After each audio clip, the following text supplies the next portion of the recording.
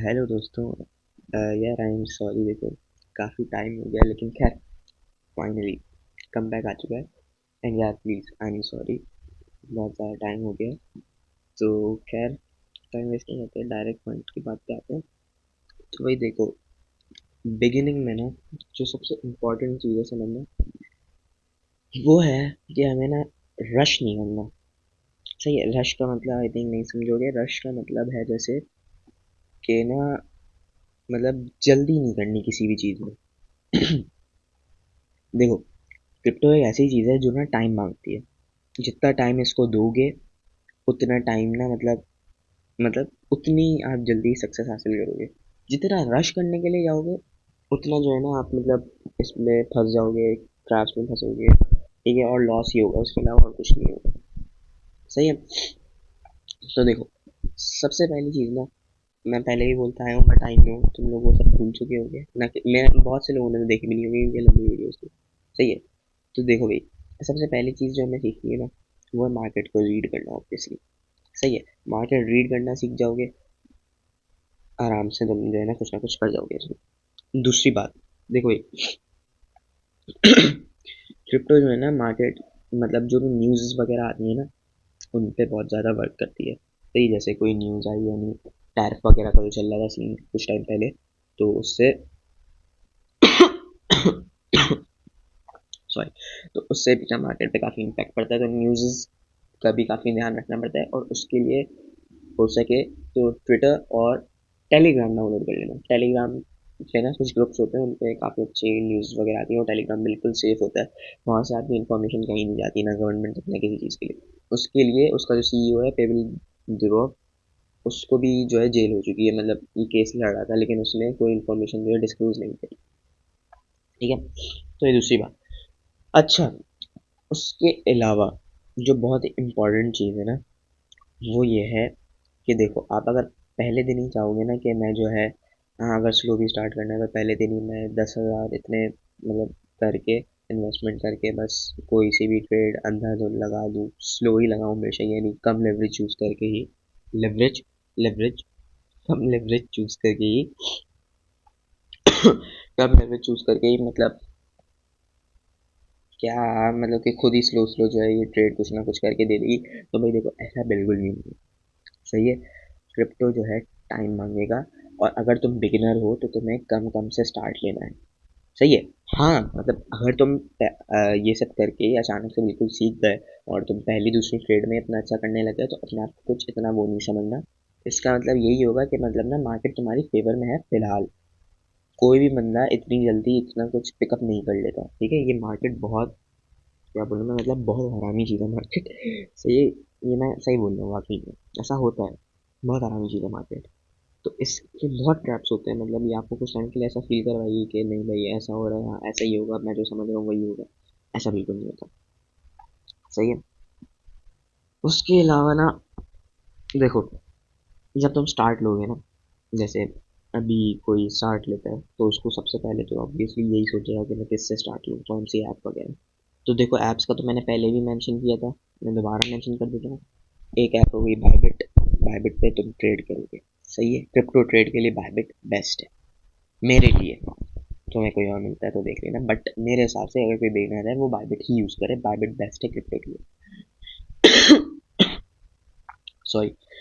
उसके अलावा जो है ना, एक्सनेस, एक ऐप है एक्सनेस। एक्सनेस ग्लोबल नाम है उसे, वो डाउनलोड करना। वो जो है फॉरेक्स के लिए बेस्ट है। सही है। सिर्फ क्रिप्टो से ही तुम बहुत ज़्यादा वो नहीं हो जाओगे, तुम्हें फॉरेक्स भी सीखना पड़ेगा। सही है। उसके अलावा जो है ना, एक और ऐप है, आई गेस क्या नाम था उसका, हाँ, ट्रेडिंग व्यू। मुझे भी काफ़ी टाइम हो गया तो मैं ज़रा भूल गया हूँ, मुझे भी 4-5 महीने हो गए एटलीस्ट, 4-5 नहीं एटलीस्ट 6-7, ऐसे ही कोई महीने मतलब हो चुके हैं। तो मुझे भी ट्रेड करके तो ज़रा भूल गया हूँ चीज़ें, लेकिन खैर। हाँ, सॉरी। तो ट्रेडिंग व्यू जो है ना, एनालिसिस के लिए काम आता है। आप ट्रेडिंग व्यू से एनालिसिस कर सकते हो, उसमें इंडिकेटर्स वगैरह आपने याद करो, जो करना है करो। एक्सनेस ओ, ट्रेडिंग व्यू के अंदर ना बहुत टूल्स हैं, इसके अंदर इतने टूल्स नहीं है लाइक उसके लिए। जस्ट ये है, मतलब कुछ ही चीज़ें हैं उसमें, उसमें ना बहुत कुछ है। इंडिकेटर्स वगैरह बहुत कुछ। सही। तो ठीक है, ये दो चीज़ें बता दी मैंने, एक्चुअली तीन चीज़ें बता दी, और एक होता है वॉलेट। अब वॉलेट मेरे हिसाब से अगर वॉलेट ट्रेडिंग के लिए भी यूज़ करना है ना, या किसी भी चीज़ के लिए, तो I think the best wallet would be the Phantom wallet. सही है। इन चारों पांचों ऐप्स के ना मैं नाम ये मेंशन कर रहा हूँ, ये डाउनलोड कर लेना ज़रूर से। सही है। अच्छा, ये तो हो गई बिगिनर की बातें।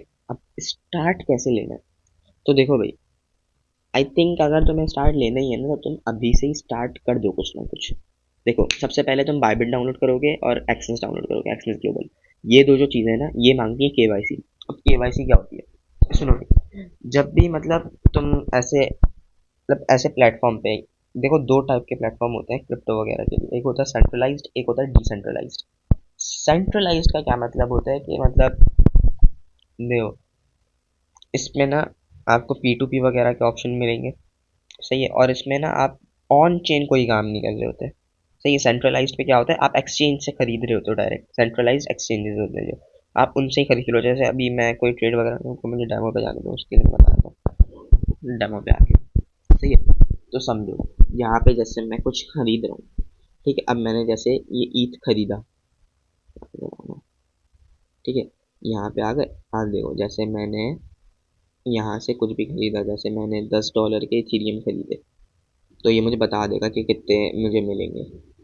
I don't know why the fuck ये बता नहीं रहा मुझे, बट क्या, चलो हम बाय कर लेते हैं। सही है। ये हमने कर लिया बाय। अब यहाँ पे हमारे पास $10 का ईथ आ जाना चाहिए। कितने गया ईथ? Oh shit. अच्छा, इसमें मेरे पास पहले से सब कुछ है। तो रुको ना, मैं ये सब सेल कर देता, मतलब पहले ये सब उड़ा देता हूँ।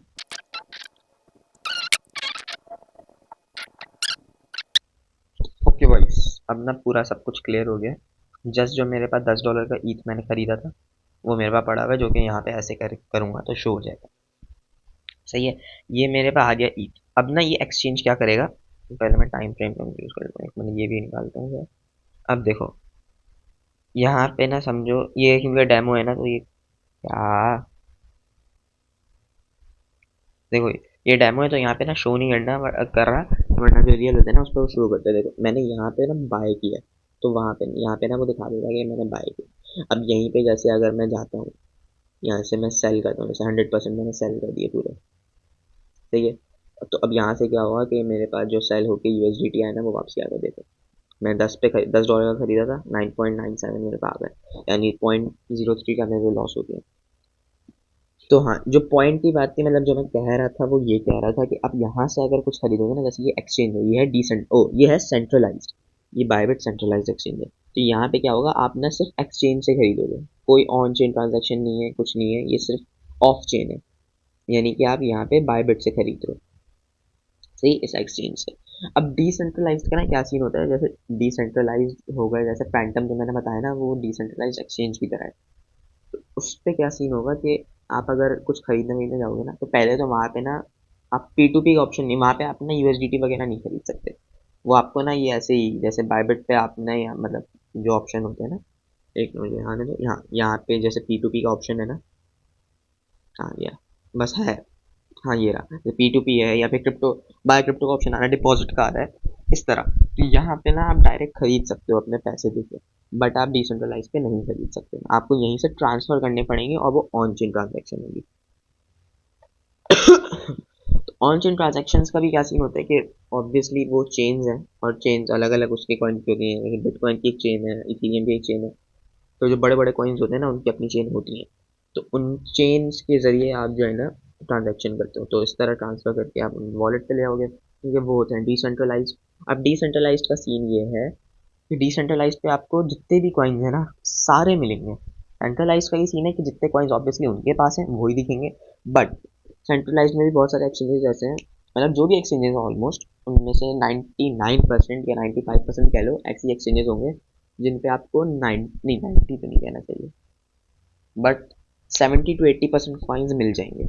बाकी जो कॉइन्स है ना, वो होते हैं मतलब ज़्यादा अच्छे नहीं होते, वो नए नए बने होते हैं, मीम कॉइन्स वगैरह ज़्यादातर डिसेंट्रलाइज्ड एक्सचेंजेस पे बनते हैं, वो सारे आपको वहाँ पे मिल जाएंगे।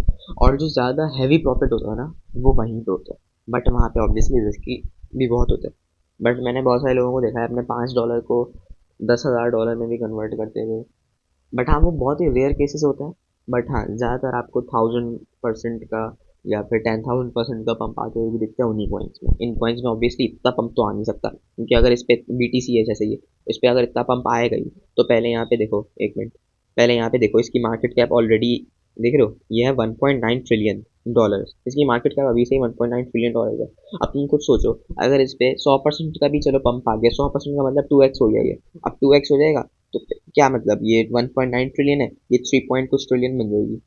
ठीक है, तो कोई सेंस बन नहीं रहा इसका। 3.8 ट्रिलियन बन जाएगा, हाँ। इसका कोई सेंस बनता नहीं है, बनता है बट हाँ इतनी जल्दी पंप नहीं आएगा। उसमें ही होता है आपके पास ना 24 आवर वाली कैंडल ही बन जाएगी, लाइक 1000%, 10,000%, 40,000%। ऐसा सीन होता है, वो भी मैं दिखा नहीं रहा, वो बाद में दिखाऊंगा, अभी सिर्फ जस्ट बेसिक्स बता रहा हूँ। ठीक है, तो अब भाई सुनो, आपको ना KYC करनी पड़ेगी बायबिट की और एक्सिस की, इन दोनों की KYC होती है। इसमें ना क्या होता है, अगर आप 18+ हो, आपका ID कार्ड बना होगा, वरना आपको अपने घर वाले किसी का यूज़ करना पड़ेगा, जैसे मैंने भी किया था। तो अब सीन क्या होता है कि पहले वो आपसे ID कार्ड की पिक मांगेगा आगे पीछे की, या फिर शायद स्कैन करने का बोलेगा, क्योंकि मुझे बहुत टाइम हो गया करे हुए, तो मुझे अब सही से थोड़ा याद नहीं, थोड़ा बहुत जो याद है वो बता रहा हूँ। ठीक है, ये करना पड़ेगा आपको। उसके अलावा वो फिर आपसे ना ID कार्ड जब उसके पास रजिस्टर हो जाएगा ना, तो फिर वो आपसे मांगेगा फेस स्कैन, कि ये वही बंदा है जिसका ID कार्ड है या फिर कहीं इधर उधर से वो हुआ है। ये बहुत इंपॉर्टेंट चीज़ होती है, सही है। तो फिर आपका फेस स्कैन करेगा, वो कुछ इंस्ट्रक्शन देगा कि ये फॉलो करो, फिर आँखें नहीं करो, ये वो, तो उससे वो हो जाएगा, सही है। उसके बाद क्या सीन होगा, अब देखो, जैसे आपको ऑब्वियसली पेमेंट करनी पड़ेगी USDT वगैरह डालने के लिए, है ना, मतलब USDT वगैरह डिपॉजिट करने के लिए। तो उसके लिए ना, ये उसी का इजी पैसा या फिर बैंक मांगेगा, बैंक की डिटेल्स या इजी पैसा वगैरह जो भी, जिससे भी आपको डिपॉजिट करना है, उसी बंदे की जिसका ID कार्ड है। कोई भी थर्ड पार्टी पेमेंट्स ना इस पर अलाउ नहीं होती। ये सीन होता है, सही है। तो बस फिर उसके बाद आपका जो अकाउंट वगैरह रजिस्टर हो जाएगा। तो बाकी जो आगे की चीज़ें हैं वो इंशाल्लाह अगली वीडियो में डिस्कस करेंगे। आज के लिए बहुत है, ज़्यादा लंबी लंबी वीडियोस करेंगे नहीं इंशाल्लाह। ये ना 2 या 3 हफ्ते में ही मैं सब कुछ कवर कर दूंगा जितना भी मुझे आता है इंशाल्लाह। ठीक है, और अब इंशाल्लाह कोई डिले नहीं होगा यार, and I am so sorry, please मुझे माफ़ कर देना जो इतना लंबा मैं डिले लेके आया था। अब पक्का जब तक मैं कंप्लीट नहीं करता, मैं रोज़ रोज़ इंशाल्लाह अपलोड करा करूँगा, रोज़ रोज़ नहीं तो एक दिन का गैप ज़्यादा से ज़्यादा बस। ठीक है, आई एम सो सॉरी, मुझे माफ़ कर देना। बाकी मिलते हैं अगली वीडियो में, कोई नया टॉपिक ढूंढूंगा मैं अच्छा सा, और जल्दी जल्दी करने की कोशिश करूँगा, सही है। तो ख्याल रखो, अल्लाह हाफिज़।